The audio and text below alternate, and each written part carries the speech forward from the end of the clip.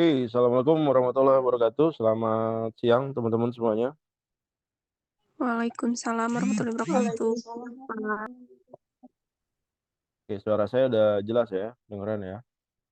Sudah, Pak. Udah, Pak. Salam kenal buat teman-teman. Eh, ini kali pertama saya ngajar di ilmu komunikasi ya. Nama saya Imam Maliki, biasa dipanggil Imam. Saya dosen eh, sistem informasi. Background saya ilmu komputer, gitu ya. Eh, kemudian di Naba dari 2000 berapa? 2021 ya, 2021 lah. Sebelumnya eh,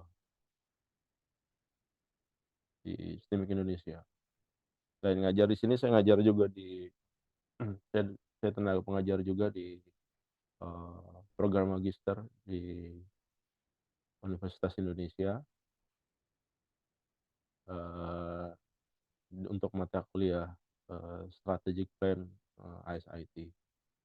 Jadi eh, lumayan lumayan padat. Kemudian selain itu saya juga karyawan swasta juga di satu perusahaan. Jadi saya dosen praktisi ya, tapi home base-nya di Inaba. Domisili di Jakarta, eh, tidak di Bandung. Jadi kalau kuliah saya kebanyakan online karena mahasiswanya banyak di Bandung timbang di Jakarta. Mungkin one day eh, kalau ada kesempatan saya bisa ngajar offline juga di Bandung ya. Oke teman-teman, ini kuliah kita eh, Digipreneur. Nah, ini Digipreneur nih apa ya? Dipelajari di banyak fakultas ya. Nah, ternyata di Ilkom juga belajar Digipreneur. Nah, saya amazed juga begitu dapat surat tugas untuk ngajar Digipreneur di ilmu komunikasi. Tapi saya ngeliat, oh ya related lah. Karena lagi uh, nge-in konten-konten digital yang melibatkan mungkin mahasiswa ilmu komunikasi gitu. Dari situ harus ada apa? Ada business mindsetnya yang harus dimasukkan. Digital bisnisnya gimana gitu. Itu teman-teman ya. Oh, ini gak ada info penilaian bentar ya. Saya buka.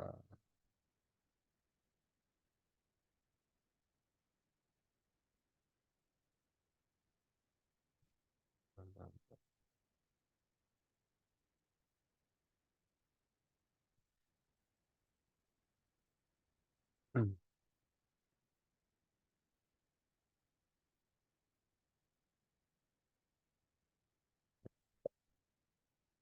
Oke, teman-teman nih RPS-nya dosen koordinatornya ini ada Pak Rama ya. Yang-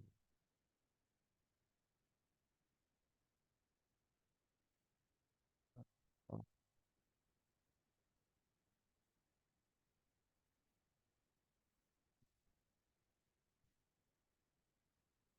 bentar.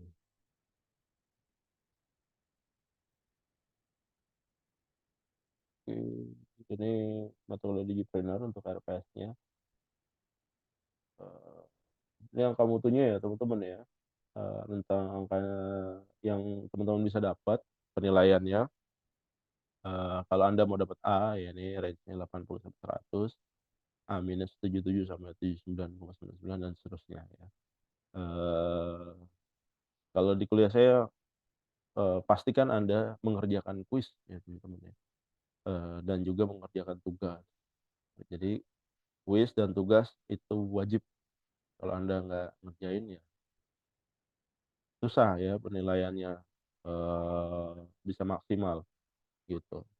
Nah ini capaian pembelajarannya seperti ini ya. Ya ini standar lah ya. Kemudian ini bahan kajiannya, proses bisnis berbasis digital ya, social media marketing, FB Ads, Google Ads, oke. Website SEO, SMO, copywriting. Anda ilmu kom juga harus apa ya, menguasai copywriting ya teman-teman, karena copywriting itu power ya. Saya kalau saya main di digital biasanya targetnya page one di Google Search ya, karena banyak orang searching by Google, jadi page one di sana. Kalau Anda dapat page one di sana ya keywordnya akan banyak dan potensi marketnya akan banyak ya. Nanti akan saya ceritakan beberapa ya. Kemudian ada content marketing, audio, video, image, text. Kemudian week 6-nya mengelola kewirausahaan yang stagnan. Sosial CRM di week 7, week 8-nya UTS, week 9-nya memimpin perusahaan berkembang. Oke. Analisis keuangan pada marketplace, metode pendanaan, aplikasi POS, membuat tim and condition untuk bisnis online, ini BHKI. Anda diajari BHKI dan halal. Oke. Pengukuran project based learning, PBL. Kemudian yang terakhir UAS, laporan PBL ini. UASnya ini laporan PBL. Oke. Ujian akhirnya laporan PBL, lebar kerja, dokumentasi usaha dan produk dan laporan keuangan. Oke. Oke, ini bukunya yang dipakai ya, Rajan Gupta ya, digital marketing. Dulu saya ngajar digital marketing nggak pakai buku, based on my experience. Jadi memang sebelum saya ngajar saya biasanya exercise dulu ya teman-teman ya. Kalau memang saya dosen koordinatornya, saya exercise, saya lakuin step by stepnya, dan itu yang saya ajarin di kelas ya. Saya ajar dulu web marketing. Kemudian ada bisnisnya Philip Kotler, okay. Marketing 5.0. Kemudian ada Loudon Kenneth untuk e-commerce. Okay.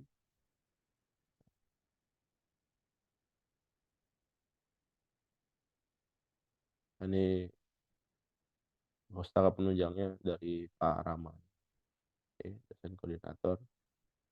Ini CPMK-nya dicapai. Ini program pembelajarannya teman-teman ya.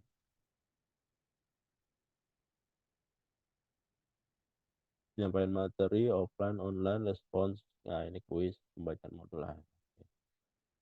Ini seperti ini program pembelajaran kita yang satu semester ke depan gitu ya.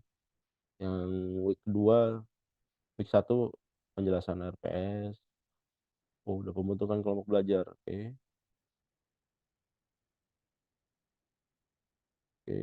Kemudian week 2-nya profil bisnis digital ya. 3-nya ini bicara tentang sosial media yang tadi. 4-nya SEO, SMO, copywriting. Oke. 5-nya ini konten marketing untuk audio, video, text, image. Ini week 6, week 7-nya ini CRM. Week 9, week 8 kita UTS ya. UTS-nya ini diupload melalui Siakat e-learning, mengerjakan soal secara mandiri sesuai norma dan etika akademik. Jumlah jawaban benar dari soal UTS dalam rubrik penilaian. Oke. 9-nya ini bicara tentang leader, pemimpin perusahaan. Oke. Week 10-nya analisis keuangan. 11-nya ini. 12-nya ini aplikasi POS.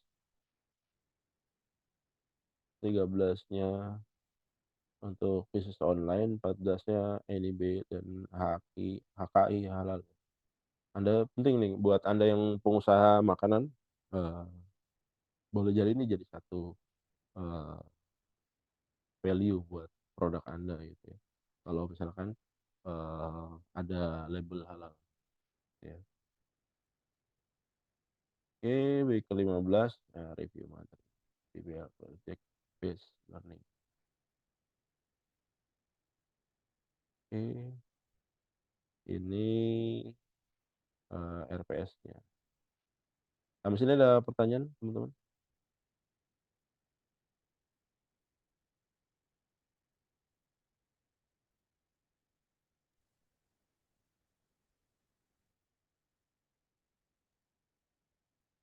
Saya mau izin bertanya, Pak. Iya, silakan.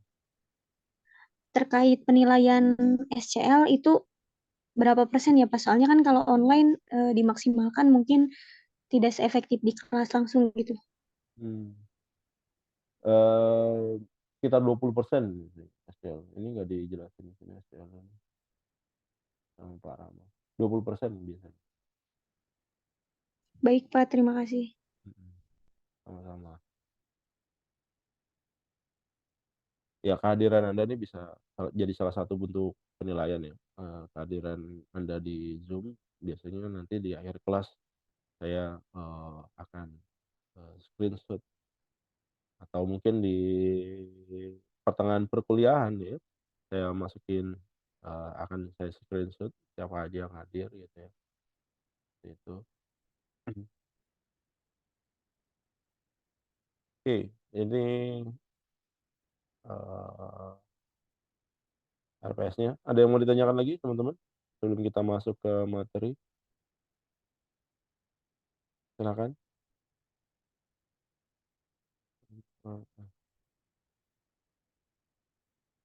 Nggak ada?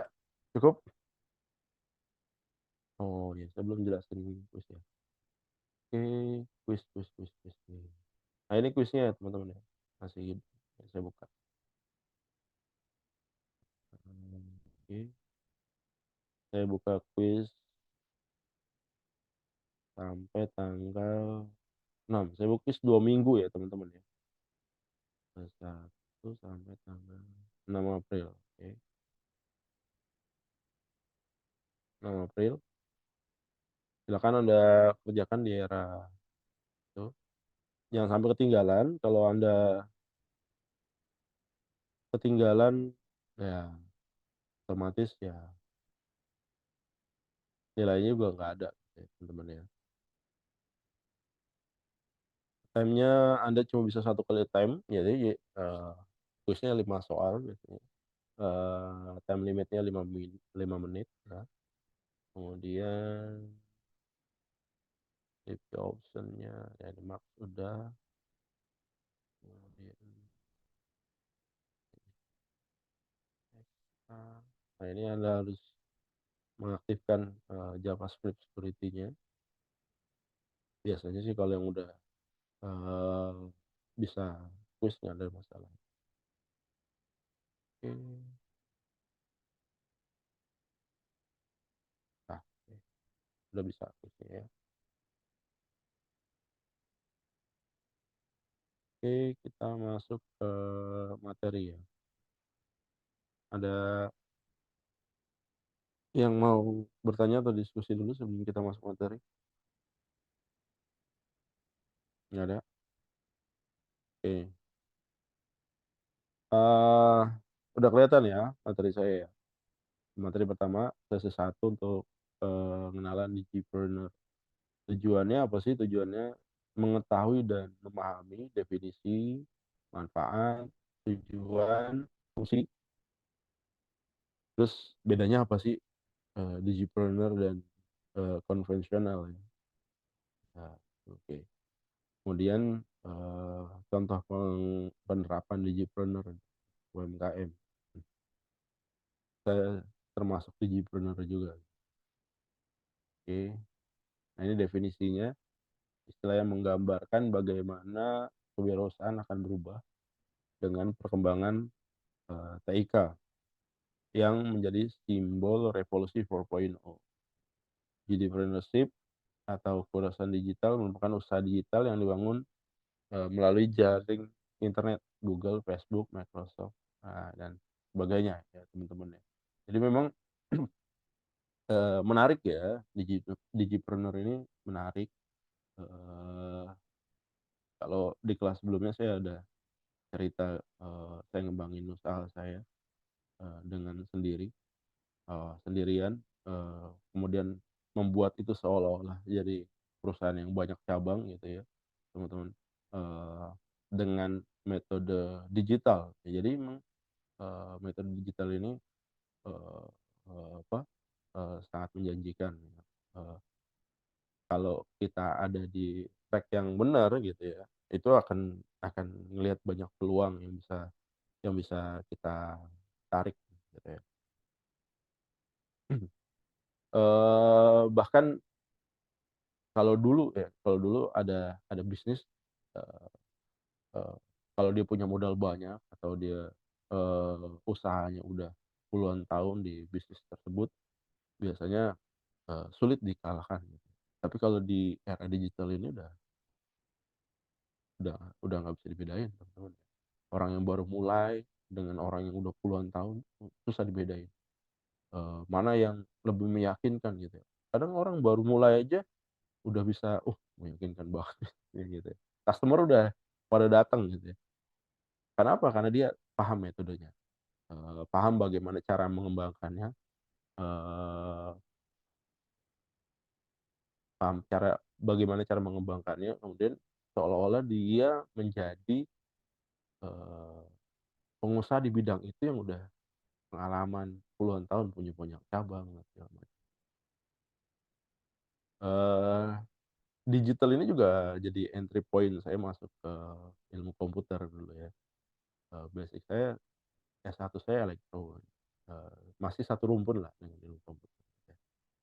Eee, di tahun 2000 berapa ya, 2008 ya, saya jadi blogger waktu itu 2008, kemudian 2008 bukan ya? Ya 2008 lah ya, 2006, 2008, di era-era itu.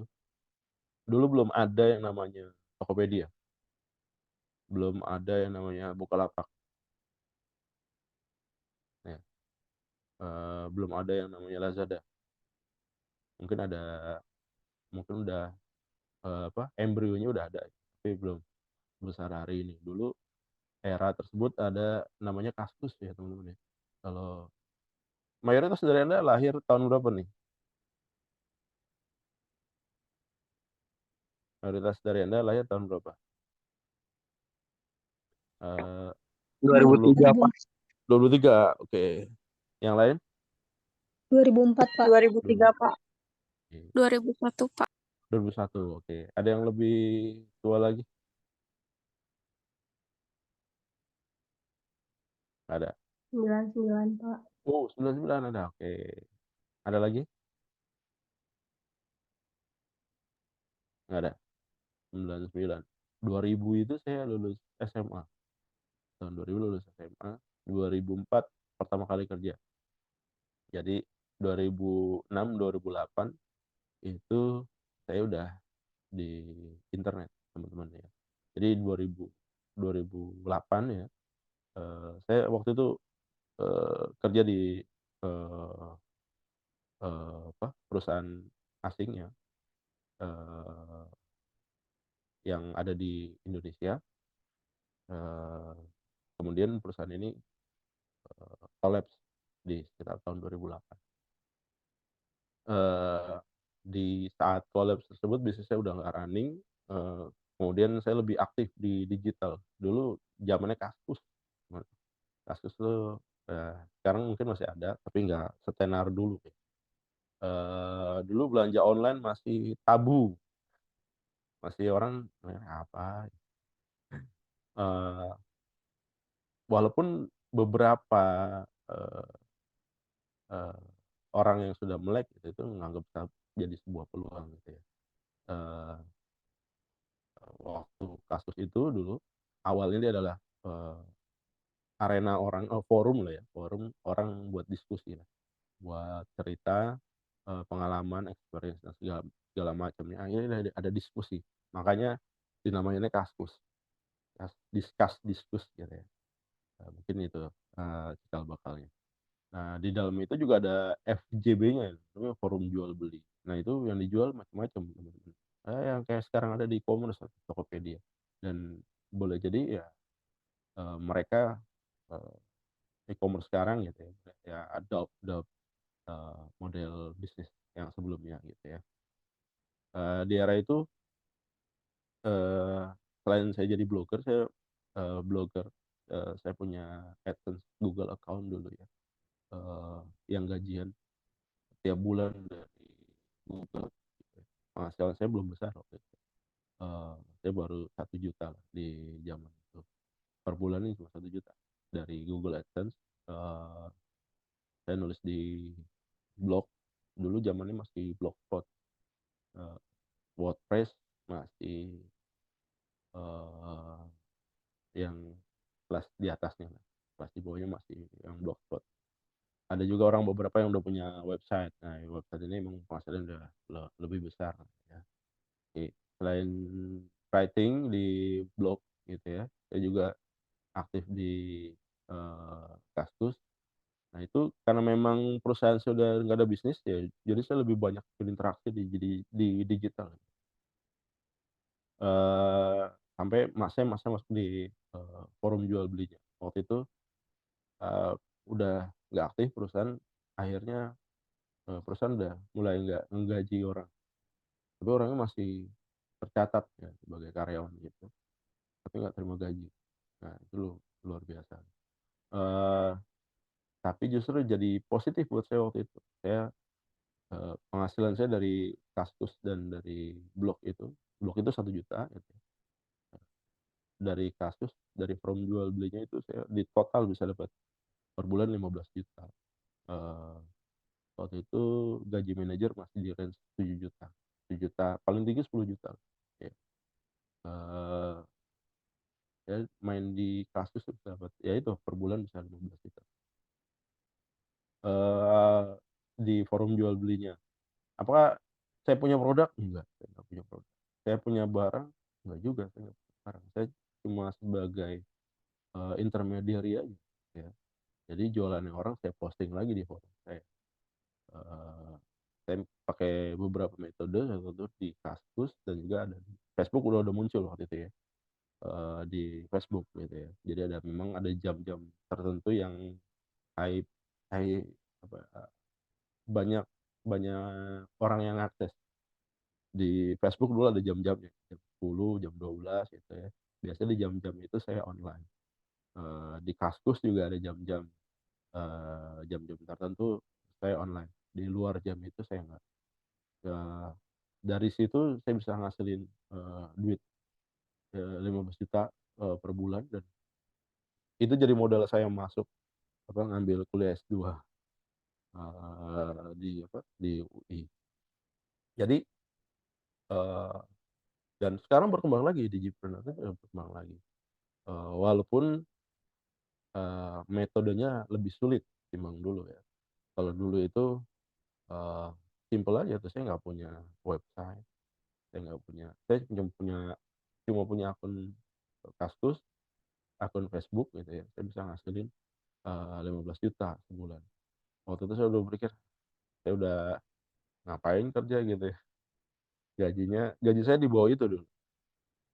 Saya bisa dapetin segini besar gitu ya di digital. Tapi saya mau mengupgrade terus knowledge gitu ya, makanya saya kuliah lagi. Nah, sekarang udah makin besar lagi, bahkan eh, kalau teman-teman tahu metode-metode apa, mungkin beberapa tahun yang lalu sempat booming juga ya bisnis franchise makanan gitu ya, atau minuman gitu ya. Buat teman-teman yang mungkin salah satu dari Anda juga beli franchise jualan makanan atau jualan minuman gitu ya. Nah, itu bisa diolah juga pakai digital gitu. Jadi salah satu teman saya juga ada eh, eh, berbisnis franchise gitu ya. Dia punya salah satu brand, ya dia kembangkan itu dengan metode digital. Jadi dia punya satu brand, kemudian dia kerjasama dengan KOL gitu ya, kerjasama dengan influencer, kemudian dia punya akun sosial media, itu dikembangin. Dengan itu dia bisa dapat franchise banyak gitu. Karena kalau bisnis makanan atau minuman itu harus selalu inovasi teman-teman. Jadi kalau Anda yang punya bisnis makanan atau minuman harus selalu inovasi. Inovasi apa? Inovasi produk gitu. Bisnis apa aja sih sebenarnya harus ada inovasi gitu. Tapi yang paling ekstrem adalah bisnis produk, apa bisnis makanan. Kenapa? Karena orang itu gampang bosen, taste orang itu bakal bosen. Once satu kali dia makan tempat Anda, dua kali, tiga kali, besoknya ada kompetitor Anda yang menawarkan sesuatu yang lebih, dia akan pindah. Seperti itu. Nah, mindset teman saya nggak gitu. Teman saya nih bikin bisnis bukan nyari customer buat produk makanan atau minumannya dia, bukan. Tapi nyari investor yang mau beli franchise-nya dia. Jadi dia udah siapin nih begitu bikin sebuah bisnis produk gitu ya, produk A katakanlah, dia udah siapin gimana metode distribusinya, kalau ada yang mau beli franchise gitu ya. Dan gimana caranya memviralkan nih produknya dia supaya orang pada ngeliat, ada produk baru nih gitu kan. Dia bilang gitu. Ya udah yang diceritain kayak gitu. Pertama dia udah bangun beberapa artikel, video dan segala macam dengan keyword di masing-masing kota, diajar gitu ya. Setelah itu dia buat nih produknya ini viral. Gitu viral di TikTok, di Instagram gitu. Itu kan franchise itu akan datang. Dia berhasil waktu itu dapetin berapa ya? 400 titik kalau nggak salah. Di awal begitu dia launching 3 bulan pertama dia dapat 400 lokasi baru ya. Jadi orang yang beli franchise itu mewakili kotanya masing-masing gitu ya. Dia dapat 400 franchise dengan nominalnya satu booth itu sekitar berapa ya? Berapa puluh juta gitu ya. Dan itu berkembang sampai ribuan dan saya yakin dia dapat miliaran gitu ya. Begitu jalan berkembang booming gitu ya. Kemudian sahamnya dibeli sama salah satu grup ya. Terus dia jual aja tuh. Saya bilang kan sayang, udah banyak cabangnya gitu ya. Udah berkembang gitu. Kenapa dijual sahamnya? Ya dia bilang mindset saya bukan apa dari operasional, tapi get one time aja di depan gitu ya. Karena dia bilang untuk bisnis makanan, minuman tuh harus improvisasi. Kalau emang ini saya jual, saya sisain saham saya dikit gitu ya. Nanti untuk berikutnya saya buat produk baru lagi aja. Caranya udah sama, udah ketahuan gitu. Jadi bikin produk baru lagi aja. Jadi memang gitu, teman-teman. Kalau misalkan ada suatu produk itu di booming gitu ya. Sampai grafiknya di satu titik gitu ya. Satu titik satu hari dia akan turun teman-teman ya. Kalau misalkan begini ya grafiknya. Ini udah mature ya teman-teman.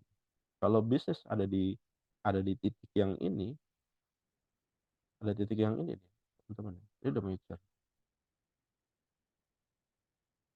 Ini tinggal tunggu kapan turunnya aja. Dan ini pasti akan turun. Udah sunatullahnya gitu. Dia akan turun. Kalau dia nggak berhasil mempertahankan eksistensi produknya. Tapi kalau dia bisa buat inovasi mungkin dari sini, mungkin bisa naik lagi. Gitu. Bisa ke atas, lanjut gitu ya. Atau juga bisa naik sesaat, kemudian turun lagi di sini. Ini kan terus-terusan begini aja gitu ya. Lanjut gitu ya. Akan turun naik. Dan itu harus selalu inovasi. Nggak bisa Anda bertahan di satu produk gitu terus kemudian ada survive gitu. Akan sulit ya kecuali kalau di bisnis makanan tuh yang udah legendaris gitu ya, itu dia akan seperti ini. Tapi modelnya akan kayak gini aja terus flat. Kalaupun naik ya naiknya nggak panjang, nggak dikit apa nggak besar gitu ya. Naiknya ripple kecil gitu. Ya di kisaran inilah apa nggak jauh beda lah di kisaran titik-titik ini. Kalau yang dia akan selalu ada penggemarnya dan bisnisnya akan tetap eksis. Tapi untuk dapetin yang lebih dia eh, akan sulit gitu ya teman-teman ya. Itu eh, teman saya concernnya di situ. Jadi begitu dia bisnisnya udah masuk nih, eh, udah masuk di titik puncaknya nih, titik puncaknya. Ada investor dijual aja. Terus dia bangun lagi bisnis lagi dari awal. Gitu. Jadi knowledge itu yang apa, membangun pemikiran saya rugi juga ya teman-teman kalau kita bisnis franchise gitu. Kita beli franchise dari orang. Apalagi Anda bisnisnya minuman. Kemudian Anda beli franchise minuman dari orang, minuman tinggal mix and match aja sebenarnya. Kalau Anda misalkan jualan teh gitu ya, gimana cara menciptakan eh, teh yang baru gitu. Anda baik saja tuh komposisi merek A, merek B, combine gitu.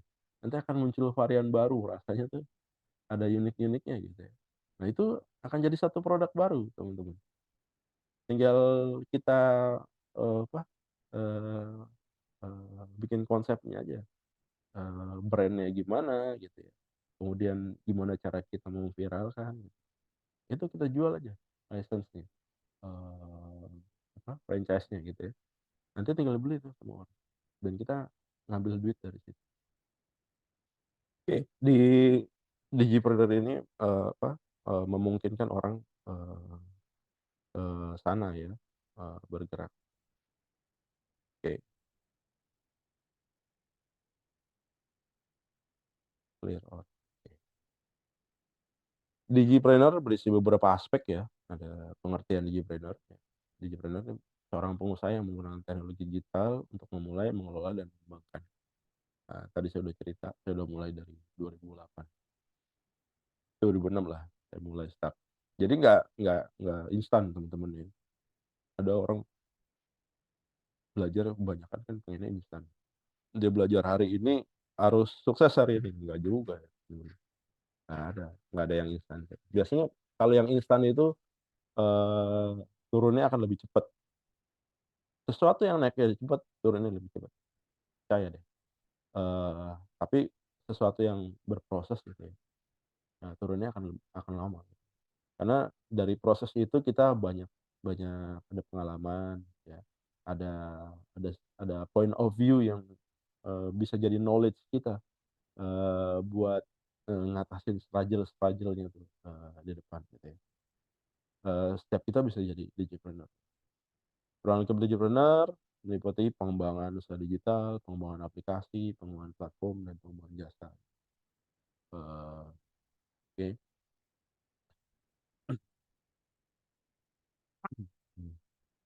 Kemudian pengembangan teknologi digital dan digitalisasi telah memungkinkan perolehan informasi dan pengetahuan dengan cara yang mudah, yang dapat membantu para pengusaha dalam mengembangkan. Yang tadi ya, saya ceritain pengalaman saya. Eh, saya punya pengalaman pribadi lumayan, yang nggak banyak juga sih. Ada beberapa pengalaman pribadi yang tadi saya ceritain. Saya pernah bangun perusahaan juga dari nol, eh, memanfaatkan digital gitu. Dengan sendiri satu orang gitu ya, saya eh, bisa menghasilkan banyak transaksi. Metode seperti itu. Jadi kita memanfaatkan apa yang ada. Jadi kuncinya di digital tuh eh, kan ada dua ya. Ada video yang based on what you see gitu ya. Video atau picture lah ya. Yang kedua adalah teks. Eh, tinggal disasar kedua itu aja gitu. Yang most of people searching ya itu by text, walaupun sekarang Google udah ngembangin picture, karena kita bisa searching, wah ini mouse-nya bagus nih. mereknya nggak ada nih, gimana nih caranya searching? Ya kamu Google Picture aja apa, searching by picture, bisa sih, temu barang gitu ya, kalau nggak tahu nama barang. Cuma nggak banyak orang yang ngelakuin itu. Orang masih, eee based on text. Makanya teks itu punya, kekuatan magic sendiri gitu menurut saya. Makanya nanti ada di week tertentu ada, belajar copywriting. Eee, Diversifikasi teks juga banyak misalnya, eee, misalkan apa ya, eee apa, pengembangan gitu ya. Pengembangan ini kan ada sinonimnya. Nah ini kalau misalkan Anda nyasar ke keyword pengembangan nih, Anda harus kuasain, turunan dari kata pengembangan. Nah dengan itu Anda bisa winning gitu ya. Eee, Dihajar aja semuanya, pengembangan, sinonimnya apa. Kalau orang, eee cari kata pengembangan kira-kira, apa yang dia ketikin tuh di Google searching-nya pertama kali. Nah itu yang Anda hajar tuh. Kalau Anda bikin artikel ya itu Anda jadikan keyword ya, keyword-nya itu. Nanti begitu orang, searching, di kata pengembangan gitu ya, eee, akan muncul tulisan Anda, akan muncul web Anda gitu ya. Oke, kemudian, faktor pendukung industri 4.0 itu mempengaruhi cara bisnis dijalankan dengan prinsip interkoneksi, transparansi informasi, bantuan teknis, pengambilan keputusan cyber, physical system. Oke, strategi dalam menghadapi transformasi digital, eee, meliputi membuat rencana digital, memperbaiki kemampuan dan mengimplementasikan, teknologi digital. Manfaatnya apa? Seorang digipreneur menawarkan berbagai manfaat yang signifikan dalam era digital saat ini. Pertama, fleksibilitas waktu. Waktunya lebih fleksibel. Kalau Anda punya tools-nya itu udah boleh robot aja ngerjain. Anda bikin artikel 1.000 per hari gitu ya, udah robot aja ngerjain. Termasuk, eee, metode posting-nya gitu ya, udah robot aja ngerjain. Anda tinggal beli tools-nya aja gitu, dan nggak capek. Cuma memang lebih risk, saya bilang kan kalau, eee, caranya cepat naik, ya cepat juga turun gitu ya, potensi. Sesuatu yang didapetin, lebih cepat biasanya resikonya lebih besar, biasanya gitu. Resiko kena ban-nya lebih besar. Kalau saya lebih banyak, menggunakan yang non tools, walaupun memang, nggak seagresif, eee, yang pakai tools. Kalau tools kan bisa, banyak media sekali, dihajar langsung, tapi begitu kena udah, semuanya bakalan bakalan bermasalah gitu ya. Tapi kalau Anda, apa, jalaninnya, manual gitu ya, itu seolah-olah, postingan original gitu. Oke, ini bisa diatur ya, bahkan Anda posting di apa, di sosial media tuh bisa diatur gitu ya. Di Facebook Manager itu, Anda posting di Instagram, di Facebook itu Anda bisa kasih timing, kontennya udah Anda create gitu.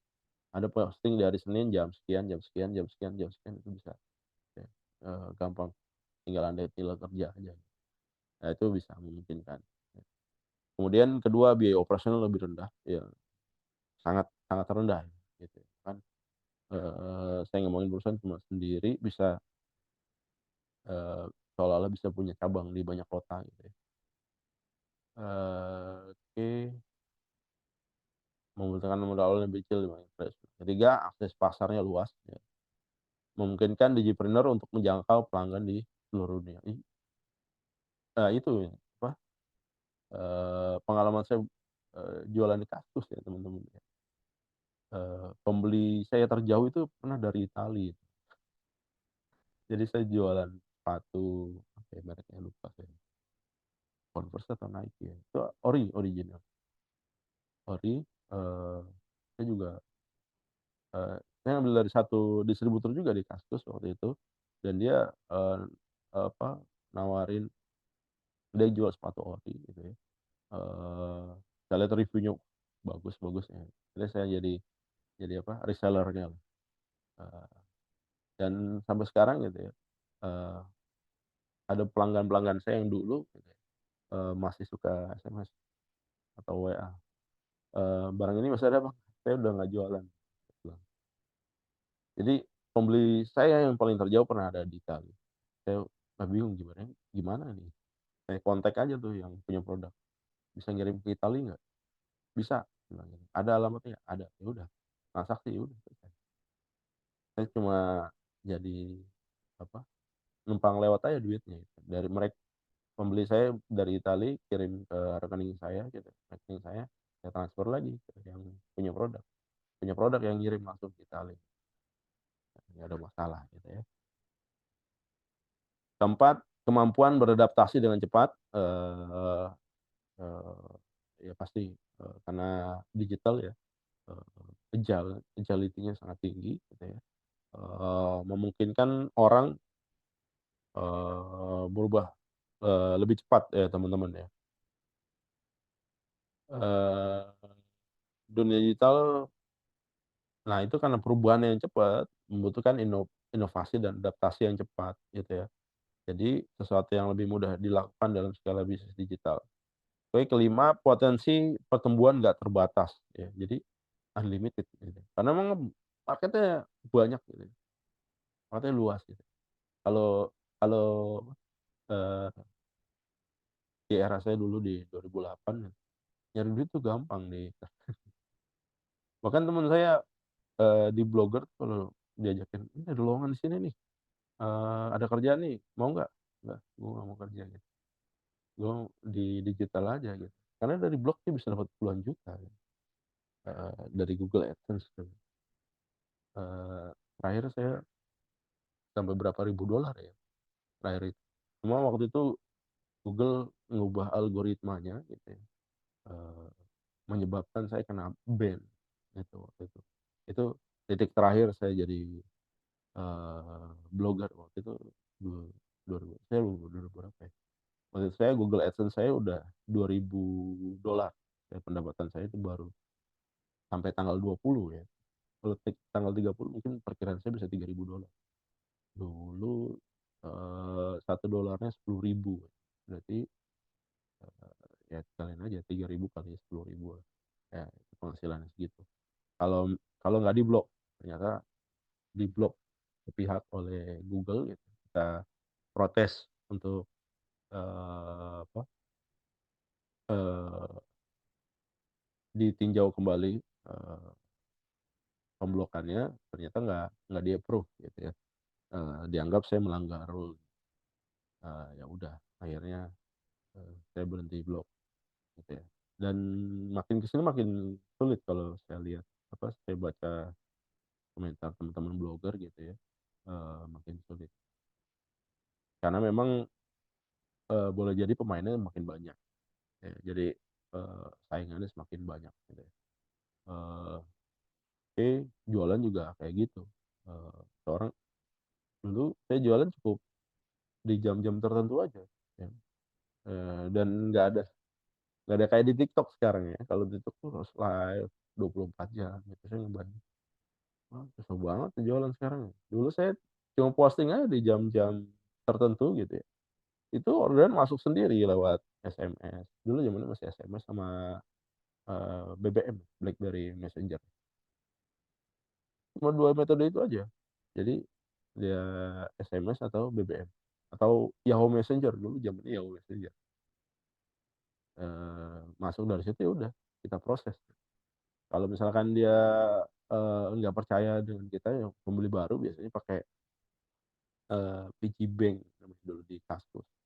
Jadi ada jasa, yang menawarkan, kemudahan transaksi, keamanan transaksi. Jadi dia, sebagai perantara. Jadi perantara kalau ada transaksi antara penjual dan pembeli. Jadi duitnya si pembeli itu, ngirim dulu ke piggybank gitu, namanya piggybank.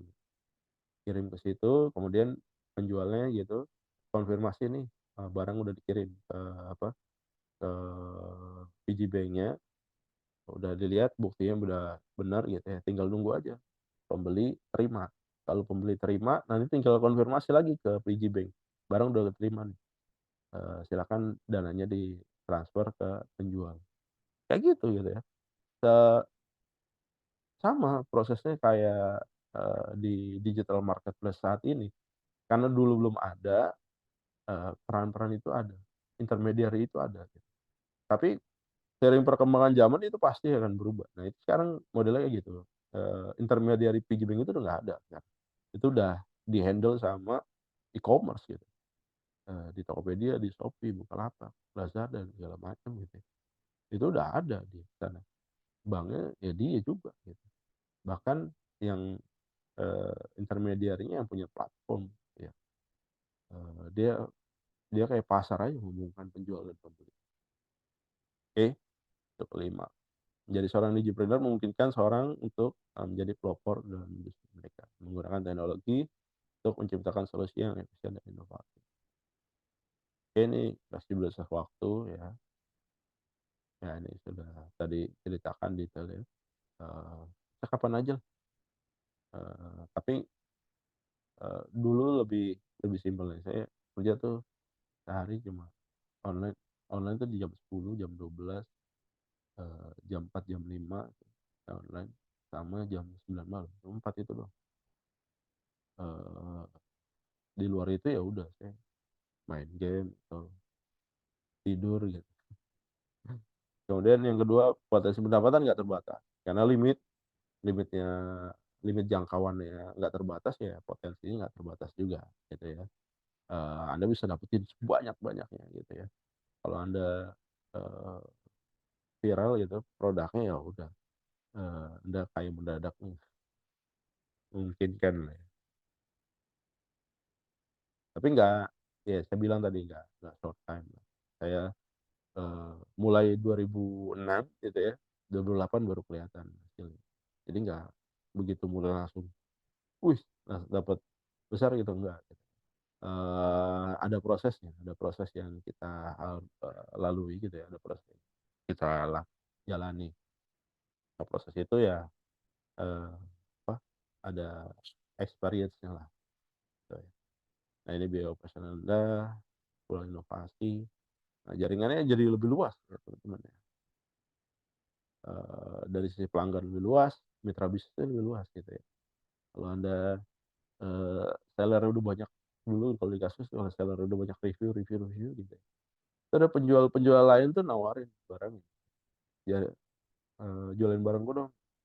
Kalau sekarang modelnya mungkin influencer, eee, kalau misalkan dia bisa, memviralkan satu produk, nanti produk lain dia ikut, cuma bedanya metode dia dapat get money aja. Kalau dulu kan, eee, saya memang karena intermediary, saya dapat dari penjualan. Kalau influencer beda lagi, influencer dia dapat, dari endorse ya, endorse produknya dia one time udah dapat. No matter, produk itu laku atau enggak setelah dipasarin sama dia. Kalau laku ya, berarti cocok gitu produk tersebut, di influencer tersebut. Kalau nggak laku berarti nggak cocok gitu aja. Jaringan luas, mitra bisnis dan profesional lainnya.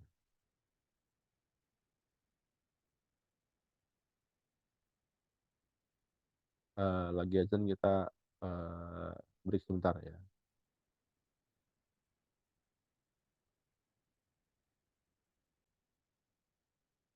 Oke, kita mulai lagi ya teman-teman ya. Oke, ini manfaat digipreneur tadi, potensi keuntungannya besar gitu ya, fleksibilitas waktu dan lokasi, pengembangan kemampuan digital. Jadi menjadi digipreneur mungkin Anda untuk terus mengembangkan pengetahuan digital. Jadi karena algoritmanya berubah ya teman-teman ya, Google itu nggak pasti ya algoritma, bisa tiap minggu atau tiap bulan, saya nggak tahu nih, eee, polanya mereka seperti apa. Jadi kita biasanya ngikutin algoritmanya, atau Anda main di Facebook atau di Instagram gitu ya, atau di TikTok yang lagi in sekarang, algoritmanya ngikutin algoritma dari penyedia platform ya teman-teman. Kalau Anda nggak ngikutin, ya Anda akan tersingkir gitu ya. Kayak di TikTok gitu, Anda nggak bisa nyebutin kompetitornya TikTok tuh, Anda lagi live, produk ini ada di, Shopee gitu kan, langsung kena ban Anda. Kemudian, atau Anda kiaskan gitu ya, platform apa gitu ya, dia udah mulai apa, strategi gitu ya teman-teman ya, eee, seperti itu. Atau di Facebook gitu ya, Facebook, lebih strict lagi. Facebook itu, Anda nggak bisa jual alat kesehatan gitu, eee, misalkan, alat kesehatan. Misalnya obat pelangsing gitu, Anda masukin obat pelangsing pakai Facebook Ads gitu, ke-ban itu akun Anda, akun Google apa, Facebook Ads Anda akan, ditutup tuh sama Facebook Ads. Nah, jadi lebih banyak lagi tuh kalau dari Facebook. Karena, dulu banyak banyak orang ya, ngejual, eee, produk-produk seperti itu gitu ya, tapi hasilnya nggak sesuai yang dijanjikan. Akhirnya si pembeli ini protes, eee, ke Facebook gitu ya. Ya mau nggak mau Facebook harus tutup itu. Kalau enggak, dia akan jadi platform yang jadi nggak apa ya, nggak bisa dipercaya gitu ya. Otomatis itu akan mematikan bisnis Facebook. Daripada di bisnisnya mati, ya mendingan, penjualnya di-take out aja gitu. Dan itu juga dijalani sama Instagram. Instagram sama Facebook sama gitu ya, metodenya. Di TikTok juga ya seperti itu. Ada beberapa keyword yang nggak bisa, Anda sebutkan waktu live gitu. Waktu live, menyebutkan, kompetitor ini nggak bisa, atau ada kata-kata tertentu yang nggak bisa gitu, yang nggak bisa, Anda Anda omongin gitu. Bahkan di beberapa live gitu ya, saya, sering suka mancing-mancing orang, apa, presenternya atau host-nya tuh ngomong sesuatu, eee, yang ngelanggar gitu ya. Begitu dia keceplosan, "Aduh keceplosan, aduh mudah-mudahan nggak di-ban," gitu.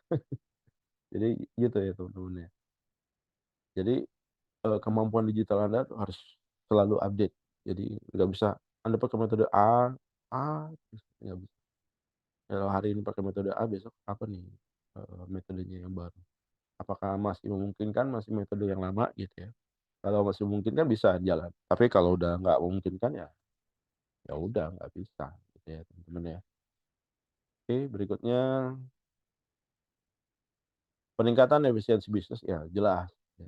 Efisiensi bisnis, lebih lebih lebih efisien lah ya, karena buy on digital, eee, mungkin kalau lewat, tradisional bisa habis ratusan juta gitu ya buat promosi ya.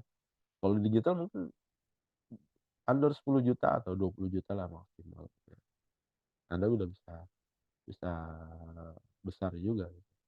Kemudian ada akses ke pasar global ya, melalui platform online ya, tanpa ada batasan geografis, kemudian inovasi tanpa batas, ya. Memiliki kesempatan untuk terlibat inovasi tanpa batas ya. Fungsinya apa? Secara global untuk mempercepat pertumbuhan ekonomi digital melalui inovasi dan kewirausahaan. Gubernur berperan penting dalam menciptakan lapangan kerja baru, meningkatkan keterampilan, digital masyarakat, dan mempromosikan penggunaan, teknologi digital dalam, bisnis area. Mereka juga berkontribusi pada pengembangan ekosistem digital yang inklusif dan berkelanjutan. Teori banget ya. Oke, digitalpreneur, eee, memiliki beberapa fungsi penting ya kalau di visi globalnya sebagai digitalpreneur. Diharapkan punya visi global, memvisualisasikan cara mengembangkan bisnis online, secara global. Kemudian melalui platform digital, digipreneur juga harus mampu mengelola alat dan platform digital, tempat bisnis baru, dibangun dan menggunakan pengetahuan ini untuk membuat, strategi pertumbuhan. Kemudian yang ketiga membuka peluang pasar. Ya, peluang pasarnya lebih luas, kita bisa apa? Mengakses itu peluang itu yang mahal ya teman-teman ya, dari pengembangan sebuah bisnis. Efisiensi biaya, kemudian inovasi dan adaptasi. Dengan menjalankan bisnis digital, digipreneur dapat menghemat biaya operasi. Anda nggak perlu sewa tempat, nggak ada biaya utilitas gitu ya. Kayak dulu saya nggak ada stok barang gitu ya. Jadi yang modal saya apa? Modal saya cuma saya langganan internet aja tiap bulan. Langganan internet tiap bulan 150.000 dulu, 150.000 sebulan, di rumah aja. Kalau Anda ada fasilitas internet di kampus ya udah, bisnisnya di kampus nggak pulang-pulang. Jadi ngekos. Kosnya di mana? Kosnya di kampus. Jadi biasa ya teman-teman mahasiswa dulu, zaman saya mahasiswa juga seperti itu ya. Ada beberapa mahasiswa yang nggak pernah pulang dari kampus. Kan ranselnya ada di kampus gitu ya, ada di apa, ruang senat atau di ruang ruang BEM gitu ya. Karena apa? Karena dia tinggalnya di kampus gitu ya. Dia nggak ngekos. Eh, karena keterbatasan ekonominya dia, gitu ya, akhirnya dia tinggalnya di kampus. Jadi begitu dia lulus, kadang orang-orang seperti ini gitu ya, jadi lucu gitu. Kalau dia lulus, dia takut lulus teman-teman. Karena kalau lulus dia harus pindah, eh, harus keluar dari kampus. Sementara gitu ya, dia nggak punya budget buat nyewa kosan. Ya akhirnya ya udah. Kalaupun dia lulus, dia masih terlibat di organisasi di kampus gitu ya. Agar apa? Agar dia bisa tetap stay sampai nanti dia dapat kerja, dia dapat penghasilan tiap bulan. Nah itu dia baru bisa hidup mandiri. Jadi memang dan banyak orang-orang seperti ini yang sukses teman-teman ya. Karena memang eh, apa eh, apa perjuangannya lebih besar ya, dibanding orang yang dapetin sesuatunya. Tadi saya bilang di awal ya, sesuatu yang dapetin instan, eh, efeknya akan lebih cepat turunnya. Gitu. Tapi orang yang dengan perjuangan gitu ya, biasanya long efeknya akan lebih panjang. Inovasi dan adaptasi dunia digital selalu berubah dan berkembang, memberikan peluang bagi digipreneur untuk terus inovatif dan beradaptasi dengan teknologi terbaru. Oke, ini fungsi digipreneur. Tujuannya jangka pendek untuk membangun fondasi digital bisnis yang kuat dengan mengidentifikasi pasar yang tepat, memahami kebutuhan pelanggan, menciptakan produk atau layanan yang inovatif. Ini termasuk pembuatan strategi yang efektif dan pembentukan merek yang dapat diandalkan. Untuk jangka panjang tujuannya adalah untuk memperluas jangkauan pasar, meningkatkan keberlanjutan bisnis, dan juga terus berinovasi agar tetap relevan dalam industri yang cepat berubah. Ya kalau digital rapid rapid changes, teman-teman. Jadi cepat berubah gitu. Oke, jangka pendeknya ini Anda bisa baca ya, mendapatkan keuntungan cepat. Ya cepet ya teman-teman. Anda jualan hari ini Anda bisa dapat eh, laba dari penjualan Anda. Kalau di apa di tradisional belum tentu ya teman-teman ya. Ada tahapan yang harus Anda lalui ya teman-teman ya. Nah, metodenya macam-macam. Ya. Marketingnya juga macam-macam. Kalau yang tradisional tuh unik juga ya teman-teman ya. Gimana cara encourage tarik aware dari masyarakat, misalnya ada buka rumah makan gitu ya, di sebuah jalan raya gitu. Anda pernah lihat kan apa launching rumah makan baru itu pasti ada karangan bunga ya teman-teman ya. Nah, nah itu ada beberapa karangan bunga misalkan dari artis A, artis B, artis C gitu. Benar nggak itu dari artis itu? boleh jadi benar, boleh jadi. Cuma ya dari pengalaman teman-teman saya nggak benar ya. Eh, yang mesen karangan bunganya dia juga. Dia pesen berapa puluh karangan bunga gitu dari artis A, B, C dan jadi orang lihatnya dari luar banyak banget nih yang ngasih selamat gitu ya. Artis-artis semua lagi gitu ya. Akhirnya orang tertarik untuk datang ke tempatnya dia. Nah itu ya salah satu metodenya kalau di tradisional. Kalau teman saya yang ngelakuin gitu ya, biasanya dia DM artisnya. Bang saya mau minjem namanya buat apa di karangan bunga selamat, ucapan selamat. Ya, ada artis yang apa baik hati juga gitu. Ya. Silakan aja, gratis. Jadi dia pesan karangan bunganya, ucapan selamat buat restoran yang dibuka gitu ya. Nah, nanti ditulisnya namanya apa artisnya siapa gitu ya. Nah, asal DM aja. Tapi kalau nggak DM nanti ya kalau artisnya nggak berkenan berarti Anda kena cu gitu. Karena apa? Bisa dituntut lah. Eh, ada kerugian yang dia dapetin. Yang kedua, mendapatkan pengalaman ya, meningkatkan keterampilan dan pengalaman dalam mengelola bisnis digital. Yang keempat, tiga, mengembangkan jaringan.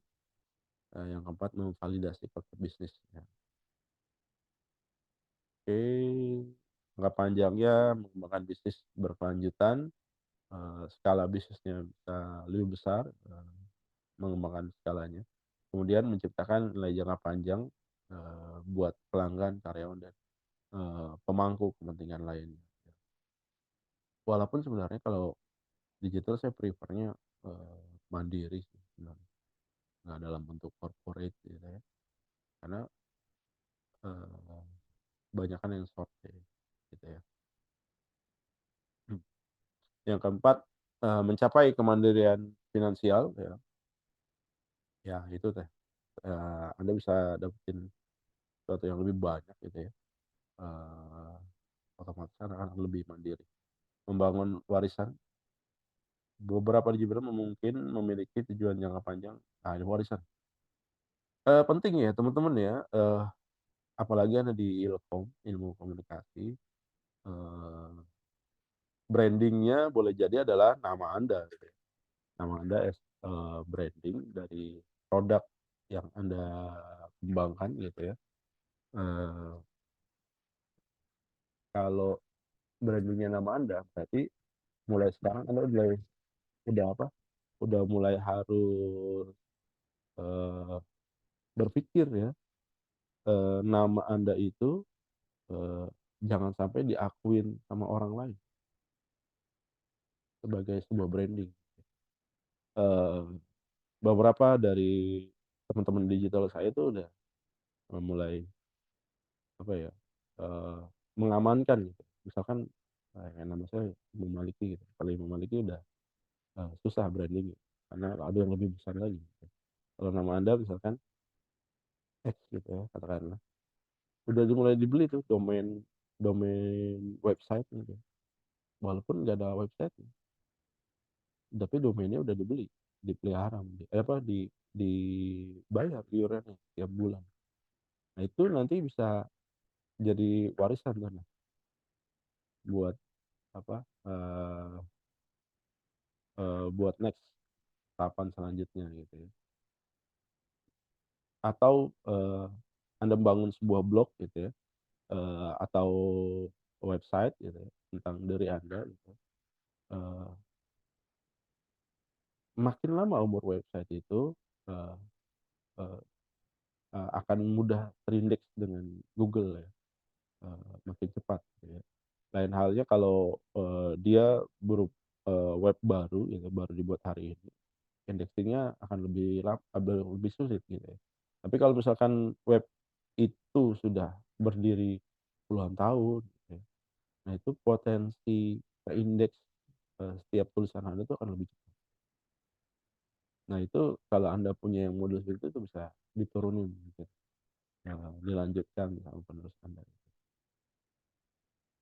Oke, Berikutnya, nah ini perbedaan urusan digital dengan konvensional. Digital melibatkan penggunaan teknologi informasi untuk menjalankan bisnis. Kalau di konvensional melibatkan bisnis fisik ya, lokasi toko, kantor. Ya. Makanya saya nggak tahu kalau di Bandung, di Jakarta, ITC gitu, ya, udah mulai sepi teman-teman. Uh, uh, apa, toko-tokonya udah banyak yang tutup. Ya. Apalagi setelah boomingnya TikTok gitu ya. Kalau kita scrolling itu tuh isinya orang jualan banyak dan udah nggak butuh lagi toko konvensional. Dia cuma butuh ruangan kecil aja, di rumah juga bisa, yang memungkinkan dia bisa online aja. Nanti dia jualan online dan transaksinya dari situ, dan nggak perlu eh, nggak perlu space toko gitu. Dan orang juga udah habitnya udah mulai berubah lah belanjanya. Saya pun udah mulai berubah pola belanjanya gitu. Tadinya biasa saya butuh handphone ya, atau saya butuh baterai handphone lah kata anak. Saya mau nyari ke ITC gitu ya. Datang ITC dulu, cari-cari lu jalan capek baru dapetin produknya. Sekarang males ya, tinggal buka aja tuh Tokopedia atau Shopee, cari barangnya gitu, cari yang paling murah harganya, kemudian cari yang reviewnya bagus gitu kan, udah gitu beli nih, gratis ongkir, dan waktu kita nggak habis buat nyari produk tersebut gitu. Saya pernah beli sound system gitu ya, ada pertama browsing dulu nih, oh sound system merek A nih, harganya sekian juta, dulu di online tuh saya beli salah satu merek gitu, harganya 5 juta gitu ya. Saya mau nyari barangnya di Glodok, kalau di Jakarta ada Glodok pusat elektronik gitu ya, lebih murah. Ternyata di Glodok itu harganya lebih mahal ketimbang di online. Saya udah muter-muter tuh di di Glodok itu, sampai saya tunjukin ke penjualnya, ini di online saya bisa dapetin 5 juta loh. Dan dia jual 7 juta, lebih mahal. Dia bilang, saya juga bingung, dia dapat barang dari mana nih. Ya jadi dia bilang, saya ngambil dari eh, distributor pertamanya aja harganya nggak sampai 5 juta, apa nggak sampai 6 jutaan sekian gitu ya. Dan dia jual tuh nggak mungkin 5 juta, modalnya lebih dari 5 juta gitu. Jadi se ekstrim itu ya teman-teman ya.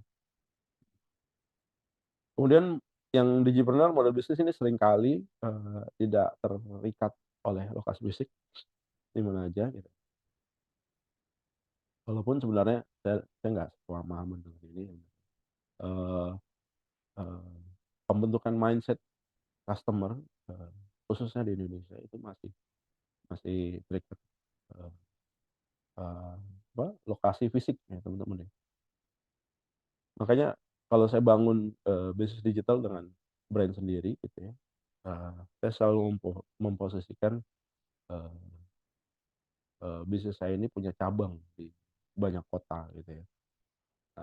Di awal mungkin nggak ada ya, jadi seolah-olah ada di sana, seolah-olah ada di Sumatera, ada di Palembang, ada di Kalimantan, ada di Bandung, ada di Surabaya, di Cirebon, segala macam. Nanti begitu kita dapat partner atau mitra di sana gitu ya, kita tawarin aja, mau jadi call agent kita nggak gitu ya. Jadi seolah-olah itu kantor cabang kita dan kita nggak perlu ngeluarin biaya operasional. Kalau ada penjualan kita tinggal sharing fee aja tadi berapa persennya gitu ya, dan itu lebih menguntungkan gitu ya. Kalau model yang konvensional ya, model konvensional itu kan dia bangun, dia mau buka cabang di Surabaya gitu atau di Bandung, bang, kantornya di sana, dia sewa tempat, kemudian hire pegawai, pegawainya juga beberapa struktur ya, dan itu cost tiap bulan gitu. Dia harus keluarin tiap bulan. Tapi kalau dengan digital dia nggak bayar. Dia dia bayar based on ada transaksinya. Dan itu nggak besar juga sharing transaksi. Dan kita masih untung gitu begitu transaksi terjadi gitu ya. Boleh jadi itu buka market baru juga buat kita. Jadi location itu masih diperlukan untuk menumbuhkan trust di sisi masyarakat. Kemudian yang ketiga, ini yang konvensional, interaksi pelanggan dilakukan secara langsung. Ini makanya kalau secara langsung dia harus bangun kantor cabang, oke, atau perwakilannya dia lah. Yang ketiga, kewirausahaan digital memungkinkan inovasi produk dan layanan dengan kecepatan yang lebih tinggi. Nah, ini lebih cepat lah ya kalau digital bisa berubahnya cepat. Oke. Yang ketiga nih di konvensional model bisnis seringkali memerlukan investasi awal. Ya ini ya itulah investasi awal, sewa tempat, inventaris, sewa kantor, tenaga kerja, segala macamnya. Makanya di era digital lebih gampang memasarkan, tapi juga peluang kerjanya akan lebih sedikit. Nah itu yang harus Anda waspadai ya. Kalau Anda sekarang kuliah mindsetnya menurut saya sih kurang tepat ya kalau teman-teman kuliah mindsetnya nanti kerja di mana gitu ya. Karena akan semakin squeeze kalau misalnya nanti lowongan pekerjaan itu akan semakin squeeze. Lebih prefer Anda menciptakan sesuatu yang baru. Anda buat bisnis yang baru. Gitu. Saya juga udah mulai bikin company baru, ya. Bikin perusahaan baru, bikin bisnis baru, biar bisa jalan di situ gitu ya. Jadi nggak kerja sama orang. Itu lebih enak. Cuma kalau Anda yang udah bekerja, ya jangan ditinggalin. Karena ada orang gue mau usaha aja lah gitu. Terus dia kerjain dia tinggalin tuh kerjaan dia sekarang. Salah. Jangan meninggalkan pekerjaan Anda saat ini sebelum bisnis yang Anda bangun itu settle. Kalau bisnis yang Anda bangun udah settle, udah penghasilan udah tetap, udah fix gitu ya, udah kelihatan projectionnya per bulan, per quarter, per tahunnya gitu ya. Baru Anda keluar dari tempat kerja. Tapi kalau belum ada gitu ya jangan keluar dulu gitu ya. Cari masalah. Apalagi Anda udah menikah gitu ya. Itu double cari masalahnya tuh. Nah ini kemudian yang keempat, pemasaran penjualan sering dilakukan melalui platform digital ya. Nah ini ada dua cara, ada yang gratis ataupun ada yang berbayar. Tergantung dari minat Anda masing-masing sebenarnya. Kalau berbayar lebih cepat impact-nya, cuma Anda harus konstan. Begitu budget Anda habis ya udah selesai. Anda nggak bisa melakukan promosi lagi. Tapi kalau yang gratis, impact-nya lebih lama. Anda harus begitu Anda posting hari ini belum tentu hari ini ada yang ngontak, enggak. Lain sama iklan ya. Di Facebook Ads katakanlah. Karena Anda posting hari ini gitu ya, Anda iklankan hari ini juga iklan Anda potensi di buy in sama pelanggan. Tapi kalau di cara yang gratis ya, itu enggak seperti itu teman-teman. Anda posting hari ini boleh jadi impact-nya baru kerasa 2-3 bulan lagi. Jadi jangan heran gitu kan posting aja. Kalau yang Anda mau yang gratis ya create tiap hari gitu ya. Anda lihat aja tuh. Misalkan website ternama gitu ya. Yang visitornya banyak, dia posting satu hari berapa artikel. Atau YouTuber gitu, dia posting satu hari berapa konten. Itu Anda ikutin itu. Polanya sama lah. Semua di digital punya peluang yang sama. Yang keempat, di sisi konvensional pemasaran bergantung pada iklan lokal, spanduk, ya, brosur. Kalau di Bandung tuh banyak apa banner gitu ya. Kalau kita masuk Bandung kan apa seni bener ya, iklan reklamu tuh ya. Cuma pasti banyak ya teman-teman, itu bisa ratusan juta habis. Tapi kalau anda iklan di sosial media tuh paling ya ini less than 10 juta lah sekarang ngalamin. Kurang dari 10 juta atau mungkin kurang dari 20 juta. 20 juta lah maksimal. Anda udah bisa dapetin yang lebih. Interaksi dengan pelanggan dilakukan secara virtual yang dapat meningkatkan jangkauan pasar ya karena memang digital gitu ya.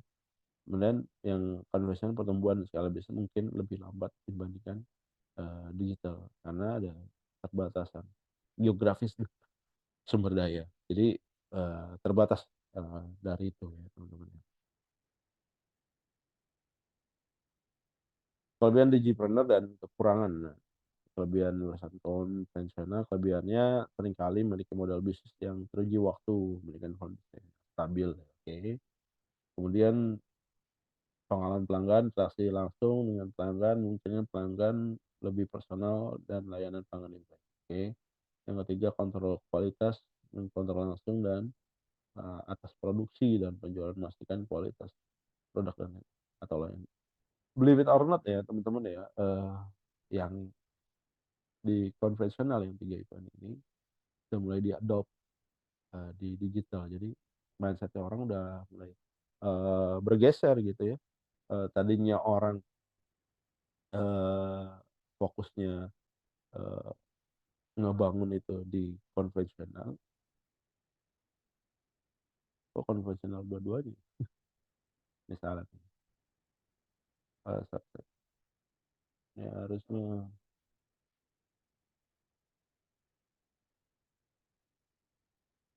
ini di digital nih. Ya ini udah lebih diadopt lah di digital.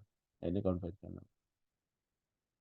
Kekurangannya, oh ya, kelebihan dan kekurangan. Ya, ini sebenarnya di sisi konvensional kelebihannya ini gitu ya, udah mulai diadopt di sisi digital.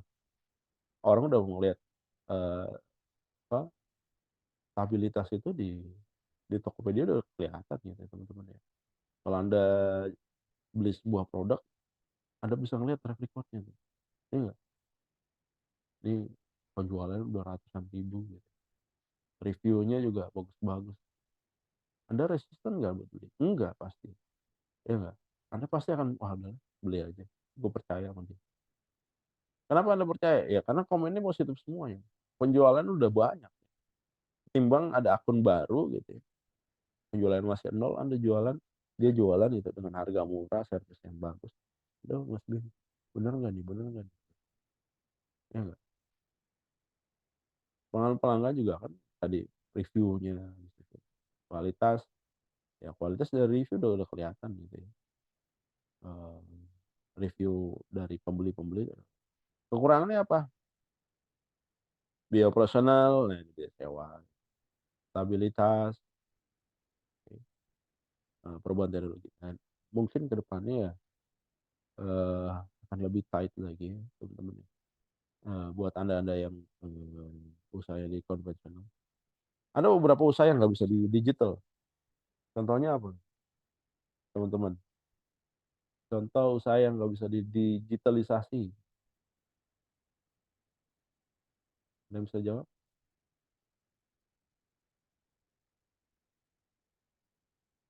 Ada yang bisa jawab? Silakan.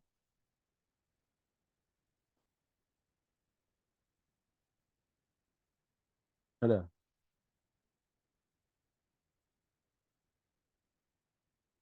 Makanan ya, teman-teman.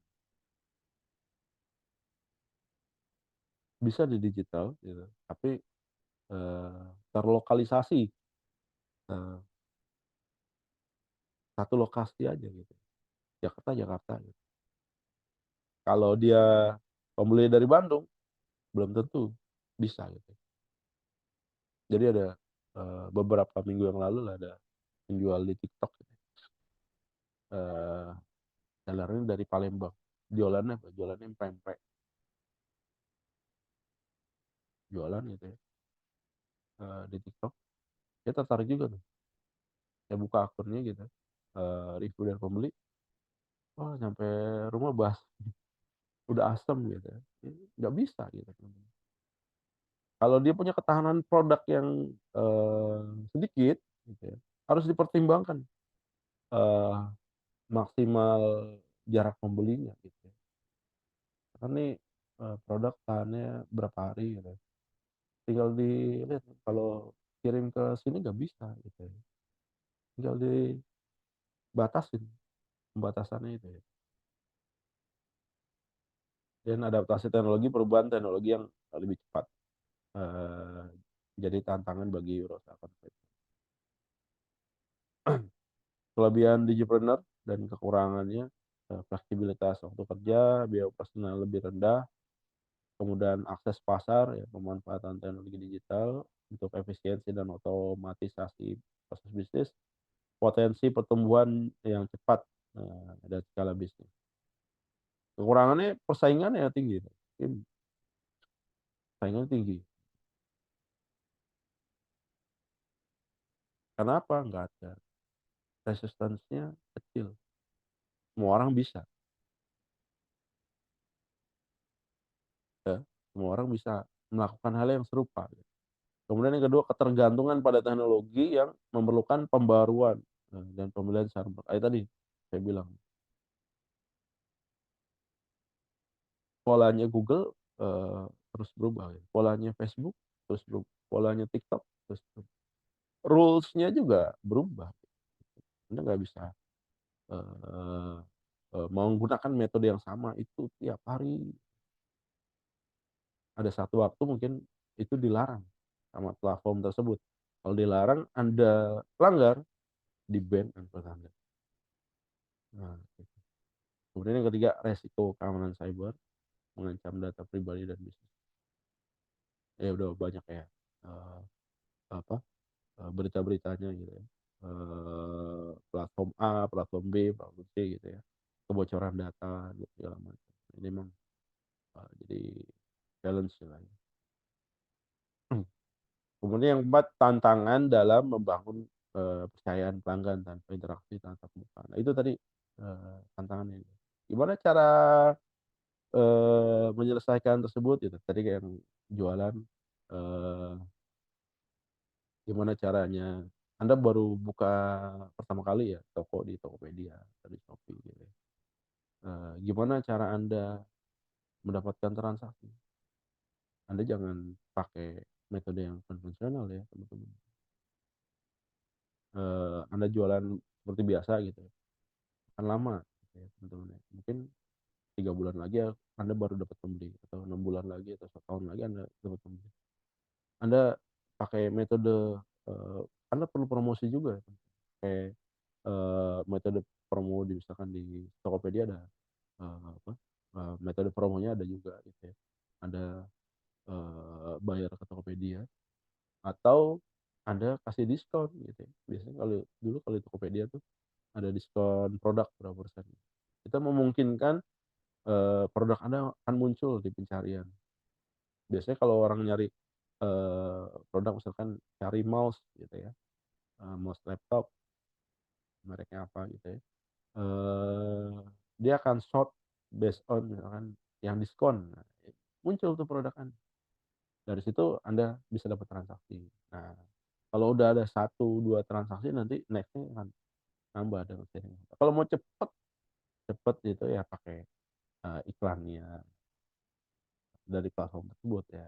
Ada apa, ada Top Ads ya, Tokopedia, ada, eee, TikTok Ads gitu ya, ada Facebook Ads, nah kayak itu, lebih cepat gitu ya, eee, produk Anda akan diprioritaskan ketimbang produk yang lain.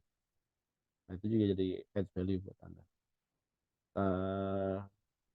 Dan dari situ, Anda bisa dapetin pelanggan, dan di situ, pelanggan Anda akan melakukan review terhadap, produk yang dibeli dari Anda. Nah itu akan, membangun kepercayaan. Atau metode saya misalkan, membuat seolah-olah ini akan ada banyak cabangnya di Indonesia. Itu biasanya metodenya seperti itu. Oke. Kelima, kebutuhan untuk terus-menerus belajar dan beradaptasi dengan tren digital yang berubah cepat. Ini contoh Digipreneur UMKM.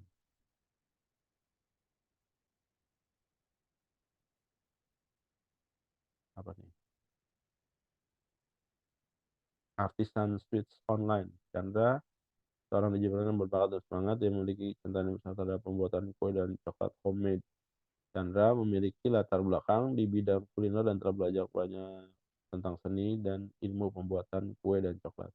Dia telah menyadari potensi pasar yang untuk produk-produk homemade berkualitas tinggi, terutama dalam kaitannya dengan konsumen yang mencari alternatif unik dan berkelas. Nah, ada deskripsi usahanya, Chandra Sweets Online, sebuah toko online yang menyediakan berbagai macam kue. Produk-produk mereka mencakup ini. Nah, juga strateginya gimana gitu. Dengan toko online, memiliki situs web toko online yang menarik ya. Ada web web web toko online-nya. Kemudian di sosial media juga ada. Dia punya akun di Instagram, Facebook, Pinterest udah lama banget. Nggak pakai lah. TikTok lah ya yang disesuaikan. Kemudian ada email marketing ya, ngirimin newsletter. Saya nggak prefer ya pakai email marketing. Kalau email marketing itu apa ya? Sedikit orang yang baca. Coba aja Anda buka akun Gmail Anda gitu ya. Itu ada email promo gitu. Anda baca. Saya nggak pernah baca itu. Saya delete. Nah ini based on view aja gitu. Kalau main di TikTok, gimana caranya konten saya viral gitu ya. Biar orang pada bisa lihat. Dari situ baru saya tarik ke kolamnya saya gitu.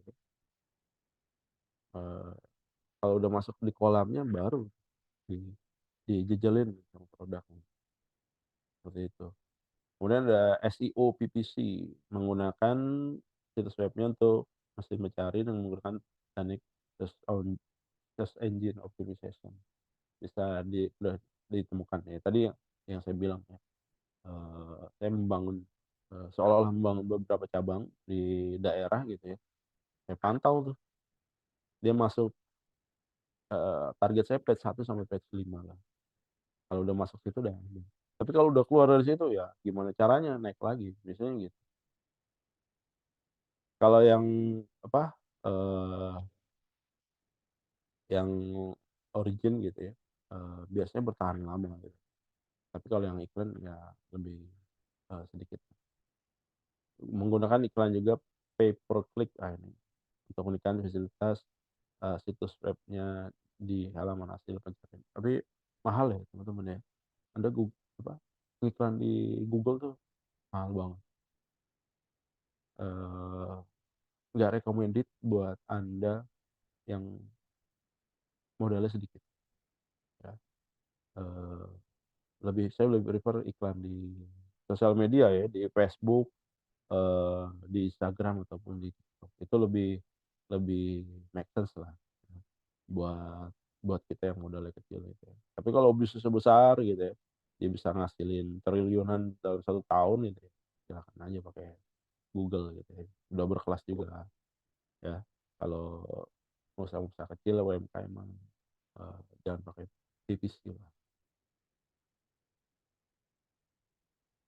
Ini berkat dedikasinya artisan Swiss online terbersih pelanggan. Oke.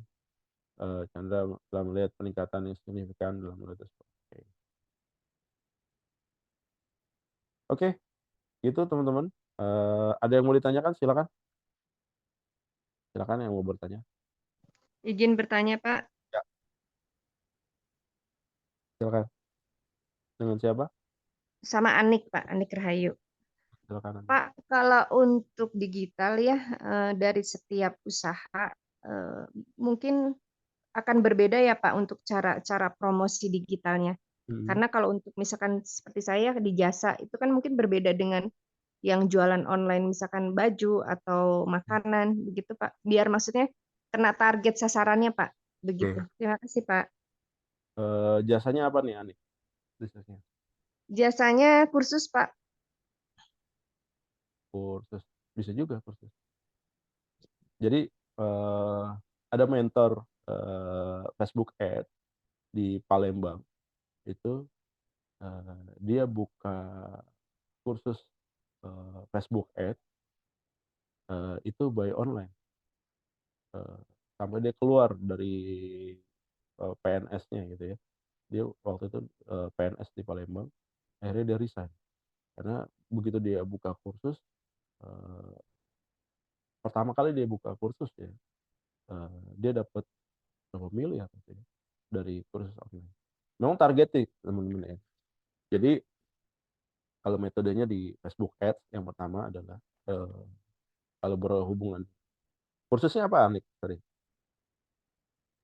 Kursusnya bahasa Pak. Semua bahasa. Semua bahasa. Dilakukannya secara online atau pertemuan kursusnya? Kalau sekarang masih pertemuan Pak, masih manual konvensional. Oh, konvensional. Nah, oke. Pertama ya, kita harus cari niche yang berhubungan dengan jasa yang kita tawarkan gitu ya. Kalau misalkan case-nya seperti Anik gitu ya, kursus bahasa, kira-kira gitu ya, orang yang minat belajar bahasa gitu, bahasa Inggris lah, nyari konten apa dia, nonton konten apa di YouTube. Nanti untuk nyari niche-nya, untuk nyari marketnya, misalkan kita pakai Facebook Ads gitu ya, yang kita posting itu konten itu. Misalnya apa yang simpel ya, orang jualan kaos bola gitu ya. Untuk nyari niche-nya gimana? Dia posting klip pertandingan sepak bola. Misalkan dia jual kaosnya Real Madrid gitu. Yang dia posting apa? Adegan Ronaldo lagi mau mencetak gol. Klipnya nggak lama ya, ini 1 menit 2 menit gitu ya. Diiklanin tuh di Facebook. Nanti di Facebook tuh kita bisa record orang yang nonton yang menyaksikan iklan kita. Itu kita record, nanti tahap awal nggak ada jualan produk di situ, nggak ada jualan kaos bola, nggak ada.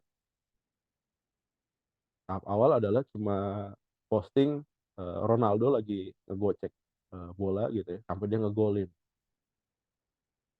Begitu ada yang nonton gitu ya, misalkan ada view-nya berapa puluh ribu gitu, nanti dari view tersebut baru kita iklanin apa, kaos bola dengan nomor punggung Ronaldo atau beberapa pemain bola yang pemain Real Madrid dulu kayak gitu ya, diposting di situ akan ada penjualan, biasanya kayak gitu. Nah kalau bahasa, cari konten yang berkaitan, kita cari niche-nya dulu, market yang serupa gitu ya, nanti baru dengan database itu gitu ya, baru kita iklankan produknya kita tuh, produk jasa kita yang kita tawarkan. Nanti Facebook akan mencari orang-orang yang serupa dengan produk yang kita tawarkan. Itu iklannya akan lebih murah ketimbang Anda harus hard selling di awal. Hard selling di awal susah teman-teman ya. Anda jualan kaos bola gitu ya, terus Anda posting jualan Anda, kaos bola Anda langsung melalui hard selling, itu pembelinya akan lebih sedikit dan iklannya akan lebih mahal. Oke. Lagi teman-teman, 12.55 kita harus stop. Udah diingetin sama hostnya. Silakan yang mau bertanya. Kalau nggak ada, bisa open cam, saya mau capture. Silakan yang bisa open cam, saya mau capture. Siap? Sudah? 1, 2, belum ya? Oke. Wah, oke. Ganteng-ganteng dan cantik-cantik. 1, 2, 3. Oke, sebentar. Saya capture dulu.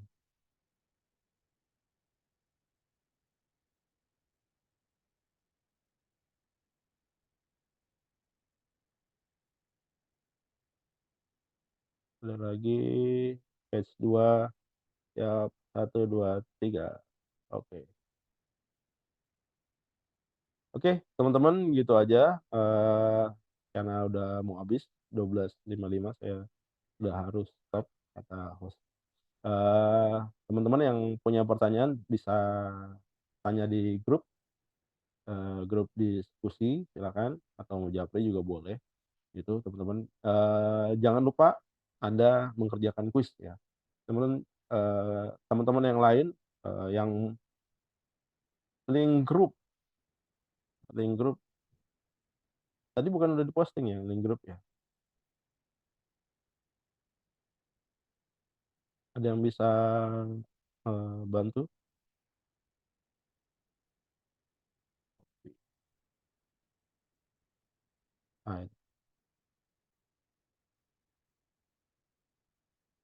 Udah 1 menit lagi nih. Oke, terima kasih teman-teman, selamat siang. Assalamualaikum warahmatullahi wabarakatuh. Waalaikumsalam warahmatullahi wabarakatuh. Terima kasih, Pak. Terima kasih, Pak. Yo, sama-sama.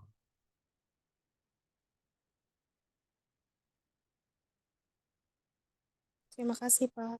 Sama-sama.